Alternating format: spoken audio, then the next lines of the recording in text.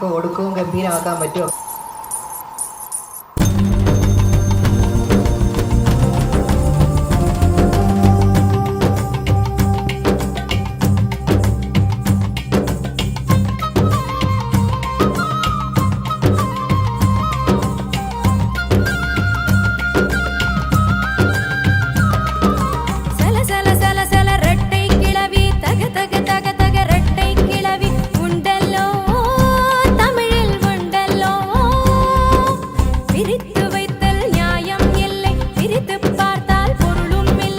ഏറെ ബഹുമാന്യനായ ഈ യോഗത്തിൻ്റെ അധ്യക്ഷനും നിലവിൽ ഗവൺമെൻറ് UPSൻ്റെ PTA പ്രസിഡന്റുമായിട്ടുള്ള ശ്രീ ഷനവാസ് സാർ അവർ, നമ്മുടെ യോഗം ഉദ്ഘാടനം ചെയ്യാനെത്തിയിട്ടുള്ള നിലവിൽ ഗ്രാമപഞ്ചായത്തിൻ്റെ ആരാധ്യയായിട്ടുള്ള പ്രസിഡന്റ് ശ്രീമതി ഷമീന പ്രമിൽ അവർ, നമ്മുടെ പ്രദേശങ്ങളിൽ നടക്കുന്ന മേഖലകളിലായി തിരിച്ചുകൊണ്ട് നടക്കുന്ന ഈ പഠന ഉത്സവങ്ങളിൽ അതാത് പ്രദേശങ്ങളിലുള്ള വാർഡ് മെമ്പറുടെ സാന്നിധ്യത്തിലാണ് നമ്മൾ നടത്തുന്നത്. നമ്മുടെ മേഖലയിലെ വാർഡ് മെമ്പർ ആയ ഹസീന ബുഹാദ് അവർ, നമ്മുടെ സ്കൂളിൻ്റെ PTA പ്രസിഡന്റും സ്കൂളിൽ നിലവിൽ ഗ്രാമപഞ്ചായത്തിൻ്റെ വിദ്യാഭ്യാസ സ്റ്റാൻഡിംഗ് കമ്മിറ്റി ചെയർപേഴ്സണുമായിട്ടുള്ള നിഷ ഹരീന്ദ്രൻ അവർ, നമ്മുടെ ചടയമംഗലത്തിൻ്റെ BPC ഏറെ ബഹുമാന്യനായിട്ടുള്ള ശ്രീ രാജേഷ് സാർ, നമ്മുടെ സ്കൂളിൻ്റെ SMC ചെയർമാൻ ശ്രീ ബിജു അവർ, ഈ യോഗത്തിലേക്ക് എത്തിച്ചേർന്നിട്ടുള്ള ഏറെ ബഹുമാന്യനായിട്ടുള്ള ഈ നാടിൻ്റെ ഏറ്റവും പ്രമുഖരെ, നമുക്ക് ഈ സ്ഥലം ഒരുക്കി തന്ന പ്രിയപ്പെട്ട അൻസ അവരുടെ കുടുംബാംഗങ്ങളെ, ഏറ്റവും സ്നേഹം നിറഞ്ഞ മക്കളെ, പ്രിയ രക്ഷിതാക്കളെ, നമ്മുടെ കേരളത്തിൻ്റെ പൊതുവിദ്യാഭ്യാസ രീതി ലോകത്തിന് തന്നെ മാതൃകയായി മാറിക്കൊണ്ടിരിക്കുകയാണ്. അതിലൊട്ടും ചോർച്ച വരുത്താതെ ഏറ്റവും മാതൃകാപരമായിട്ടാണ് നിലവിൽ ഗവൺമെൻറ് UPS ഈ പഠന പ്രവർത്തനങ്ങളും അനുബന്ധ പ്രവർത്തനങ്ങളും നടത്തുന്നത്. നമ്മുടെ പ്രദേശത്തിന് ഏറ്റവും കൂടുതൽ അറിവിൻ്റെ കാര്യത്തിലും വൈജ്ഞാനിക ബൗദ്ധിക നിലവാരങ്ങളിൽ ഏറ്റവും വലിയ ഒരു വിളക്കായി നിലകൊള്ളുകയാണ് നിലവിൽ ഗവൺമെൻറ് UPS. സ്കൂളിലെ ടീച്ചേഴ്സിൻ്റെയും കുട്ടികളുടെയും ഒത്തൊരുമയാണ് ഈ വിജയത്തിൻ്റെയൊക്കെ ലക്ഷ്യം. ജില്ലയിലെ തന്നെ ഏറ്റവും പ്രധാനപ്പെട്ട പഠന പ്രവർത്തനങ്ങൾ നടക്കുന്ന സ്കൂൾ എന്നൊരു അംഗീകാരത്തിലേക്ക് നമ്മൾ ഉയരുകയാണ്. സെലക്ഷനുകളിലും ക്രമീകരണങ്ങളിലുമൊക്കെ എല്ലായ്പ്പോഴും നമ്മുടെ സ്കൂളിൻ്റെ പേര് നിറഞ്ഞു നിൽക്കുകയാണ്. സർക്കാർ നടപ്പിലാക്കുന്ന നമ്മുടെ ഒരു ലക്ഷ്യം കൊണ്ട് കുട്ടികൾ നേടിയെടുത്ത അറിവുകളുടെ അതിൻ്റെ ഒരു നേർക്കാഴ്ചയായി സമൂഹ മധ്യത്തിലേക്ക് പ്രദർശിപ്പിക്കുന്ന, അത് കുട്ടികൾ ഉത്സവമായി കൊണ്ടാടുന്ന ഒരു പ്രക്രിയ സമൂഹത്തിലുടനീളം നടപ്പിലാക്കണം എന്ന് സർക്കാരിൻ്റെ ഒരു നിർദ്ദേശമുണ്ടായിരുന്നു. അതിൻ്റെ അടിസ്ഥാനത്തിൽ അതിൻ്റെ ആദ്യഘട്ടമായിട്ടുള്ള സ്കൂൾ തലത്തിലെ അതിൻ്റെ ഉത്സവ ആഘോഷം നടന്നു. സ്കൂൾ തലം കഴിഞ്ഞതിന് ശേഷമാണ് നമ്മൾ നമ്മുടെ കുട്ടികളുടെ മേഖലകളായി തിരിച്ചുകൊണ്ട് 4 ദിവസങ്ങളിലായി 8 മേഖലകളായി തിരിച്ചുകൊണ്ട് നമ്മുടെ മക്കൾ ഈ പഠന ഉത്സവവുമായി ഈ വീടുകളിലേക്കും പ്രദേശങ്ങളിലേക്കും എത്തുന്നത്. ഒരു വർഷമായി നേടിയ പഠനാനുഭവങ്ങൾ മാത്രമല്ല, കുട്ടികളുടെ സർഗ്ഗവാസനകളും ഇവിടെ നമ്മൾ അവതരിപ്പിക്കപ്പെടുകയാണ്. ഈ പ്രക്രിയയിൽ ഈ നാട് ഒന്നിച്ചു നിൽക്കും എന്ന പ്രതീക്ഷയും പഞ്ചായത്തിൻ്റെയും സഹകരണവും പ്രതീക്ഷയും നമുക്ക് എല്ലായ്പ്പോഴും ഉണ്ട്. ഇതിനോടുകൂടി മറ്റൊരു കാര്യം കൂടി നമ്മൾ ഉദ്ദേശിക്കുന്നുണ്ട്. സമഗ്ര ഗുണമേന്മ വിദ്യാഭ്യാസ പദ്ധതിയുടെ പ്രചാരണം കൂടി ഈ നമ്മുടെ പഠന ഉത്സവത്തിൻ്റെ ഭാഗമായി നമ്മൾ നടത്തപ്പെടുകയാണ്. സമൂഹത്തിൽ മാറിക്കൊണ്ടിരിക്കുന്ന ഒട്ടനവധി പ്രശ്നങ്ങൾ മാറ്റേണ്ടതിൻ്റെ ആവശ്യകത ഒരു പൊതുനിരത്തിലൂടെ പറയുമ്പോൾ എത്താത്തത് നമ്മൾ ഓരോ മേഖലകളിലും വീടുകളിലും ചെന്ന് എത്തിക്കുകയാണ് ചെയ്യുന്നത്. ഇന്ന് ഈ കഴിഞ്ഞ ദിവസം തന്നെ ലോകം കണ്ട വേർഡ് ഓഫ് ദി ഇയർ ആയി തിരഞ്ഞെടുത്തൊരു വാക്കുണ്ട്, ഓക്സ്ഫോർഡ് പ്രസ്. എല്ലാ വർഷവും ഓക്സ്ഫോർഡ് പ്രസ് ലോകത്തിൽ ഏറ്റവും കൂടുതൽ സാമൂഹ്യ പ്രാധാന്യമുള്ള, സമൂഹം ചർച്ച ചെയ്യപ്പെട്ടിട്ടുള്ള, സമൂഹം ഇനിയും പ്രാധാന്യത്തോടുകൂടി കാണേണ്ട ഒരു വാക്കിനെ അത് വേർഡ് ഓഫ് ദി ഇയർ ആയി തിരഞ്ഞെടുക്കാറുണ്ട്. ഈ വർഷം തിരഞ്ഞെടുത്തിട്ടുള്ള വാക്ക് എന്ന് പറയുന്നത് ബ്രെയിൻ റോട്ട് എന്നാണ്. മസ്തിഷ്ക ക്ഷയം അല്ലെങ്കിൽ ചീയൽ എന്നാണ് അതിൻ്റെ അർത്ഥം. ബ്രെയിൻ റോട്ട് എന്ന വാക്കുകൊണ്ട് ഉദ്ദേശിക്കുന്നത് എന്തുകൊണ്ട് ഓക്സ്ഫോർഡ് പ്രസ് ഈ ഒരു വർഷത്തേക്ക് തിരഞ്ഞെടുത്തു എന്നത് സാമൂഹ്യ ഗുണമേന്മ, സമഗ്ര ഗുണമേന്മ വിദ്യാഭ്യാസത്തിൻ്റെ പ്രാധാന്യമായി നമ്മൾ അറിയപ്പെടേണ്ടത് കൂടിയാണ്. ഒരു വേർഡ് തിരഞ്ഞെടുക്കുക. ഈ വേർഡ് ആദ്യമായിട്ടല്ല വന്നത്, ഈ വർഷം ഉണ്ടായ ഒരു വേർഡല്ല. International word for the international year 2024 അതിലാണ് ബ്രെയിൻ റോട്ട് തിരഞ്ഞെടുത്തിരിക്കുന്നത്.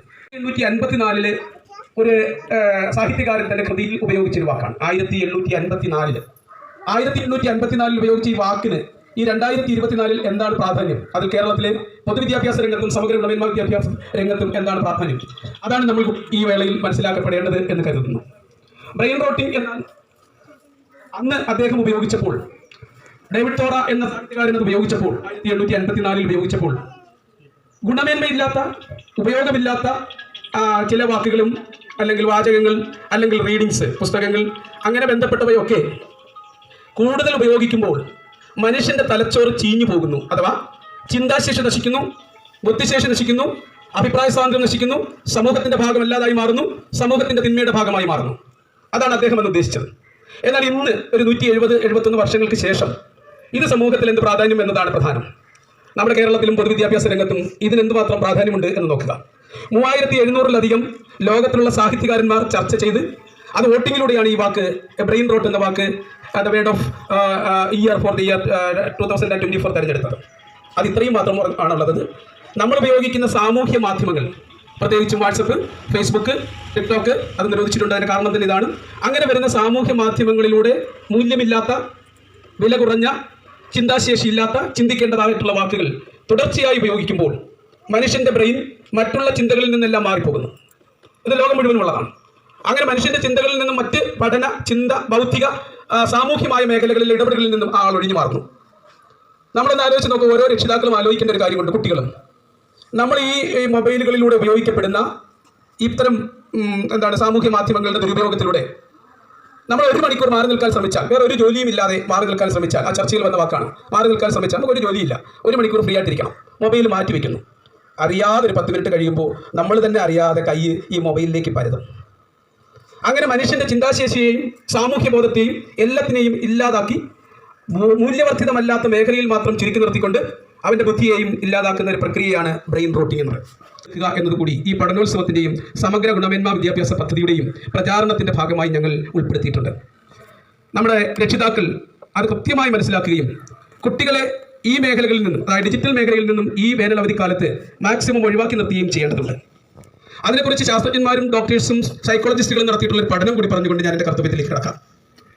നമ്മുടെ കുട്ടികൾ 2 വയസ്സിന് താഴെയുള്ള കുട്ടികൾക്ക് ഒരു കാരണവശാലും മൊബൈൽ ഉപയോഗിക്കാൻ അല്ലെങ്കിൽ സ്ക്രീൻ കാണാൻ ഉള്ള അവസരം കൊടുക്കരുത് എന്നാണ്. അത് ഒരു ഗ്രൂപ്പ് കാളിലോ അല്ലെങ്കിൽ പുറത്തു നിൽക്കുന്ന ഒരാളുമായി സംസാരിക്കുന്നതിൽ 1-2 മിനിറ്റ് കൊണ്ട് കണ്ടുകൊണ്ട് 2 വയസ്സിൽ താഴെയുള്ള ഒരു കുട്ടിയെ ഒരു കാരണവശാലും ഇതിലേക്ക് എത്തിക്കരുത്.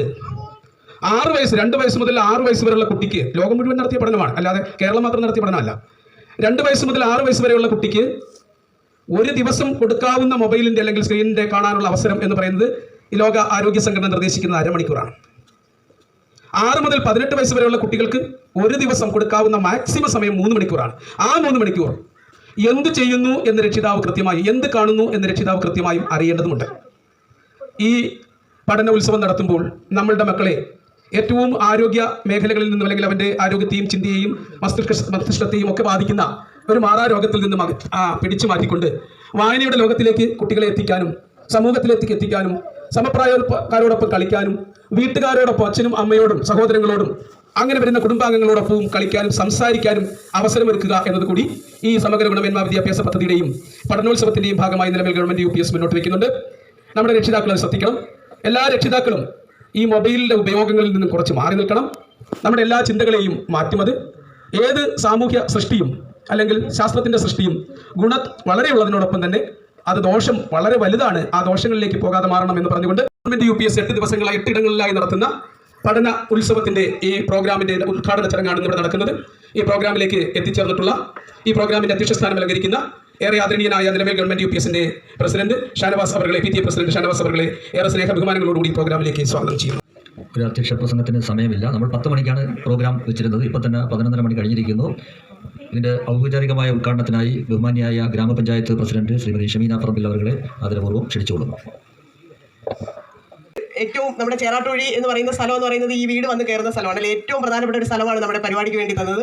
ഇവിടെ ഹംസാക്കായും അവരുടെ കുടുംബമുണ്ട്.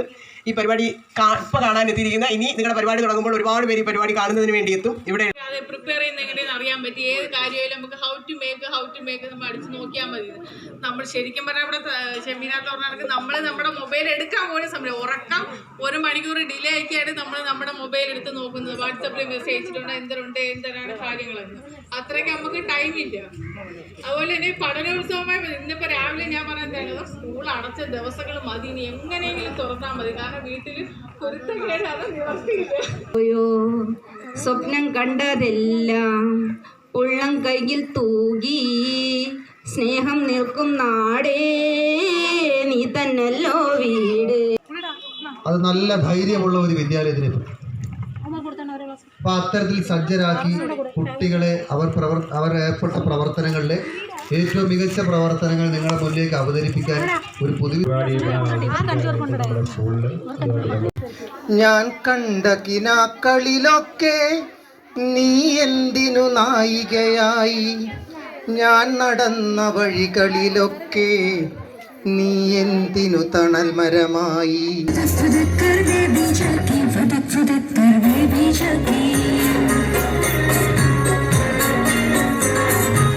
Oh, it's so interesting. Then what happened, dear Arya? I wish to be Kalpana Chawla. I was 8 years. I made myself an orange spacesuit when I wore it day and night. പരദേശികളാ പറവകളിവിടെ ചേക്കേറരുതെന്നായി. തളർന്ന കിളികൾ ചിറകും വീശി പറന്നു പൊങ്ങാൻ നിൽക്കേ.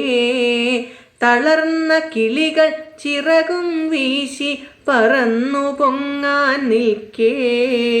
മറ്റൊരു കൂട്ടം കിളികൾ സ്നേഹം പകർന്നു നൽകാനെത്തി. മാരണദേവതയാമതു മാറ്റും മണവർ പട്ടടയായി. മധുമലർ വാടിക മരുപ്പറമ്പർ വാനം നാരകമായി. ആരംഭം കുറിച്ചിരിക്കുകയാണ്. രാവിലെ ചേറാട്ടുള്ളിയായിരുന്നു, ഇപ്പോൾ വൈകിട്ട് ചാറയും. കുട്ടികളുടെ കഴിവുകൾ പൊതുജനങ്ങളുടെ മുന്നിലേക്ക് എത്തിക്കുക എന്നൊരു ലക്ഷ്യത്തോടു കൂടിയും കുട്ടികളുടെ സർഗവാസന പരിപോഷിപ്പിക്കുക.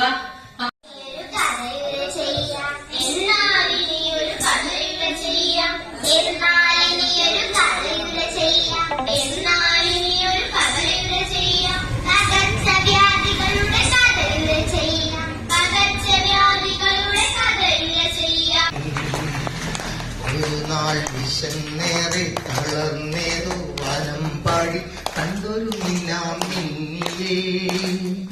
പൊൽപ്പയർ മണി എന്നു തോന്നിച്ചെന്നു മിന്നാമിന്നി കരഞ്ഞോതി കഥ കേൾക്കൂ കൺമണി. കൂടുമാറു